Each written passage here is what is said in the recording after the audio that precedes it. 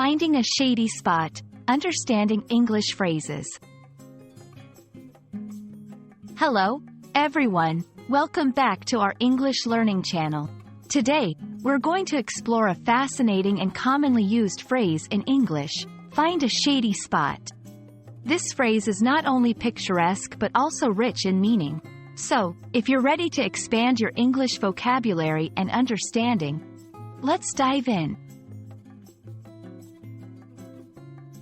First, let's break down the phrase, find a shady spot. Find means to discover or locate something. Shady refers to an area protected from direct sunlight, usually by trees or a structure. And spot means a particular place or location. When combined, these words create a phrase that means to look for a place that is cool, protected from the sun, and comfortable. Now, let's look at how this phrase can be used in different contexts. 1. Literal use. The most straightforward use of find a shady spot is when someone is literally looking for a cool place, perhaps in a park or a garden, to sit or relax away from the sun. 2. Figurative use. Sometimes, this phrase can be used figuratively. For example, in a stressful situation, someone might say, I need to find a shady spot, meaning they need to find a peaceful and less stressful place or situation.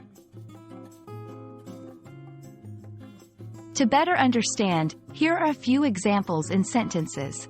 It's so hot today, let's find a shady spot under that tree for our picnic. After walking in the sun for hours, they were relieved to find a shady spot to rest. In a metaphorical sense, after a hectic week at work, I really need to find a shady spot to unwind. It's important to note that shady in this phrase does not mean suspicious or dishonest, which is another meaning of the word shady in English. Context is key to understanding the intended meaning. I hope this explanation helps you understand the phrase, find a shady spot, better. It's a great example of how English can use simple words to paint a vivid picture or express a feeling. Don't forget to practice using it in your conversations.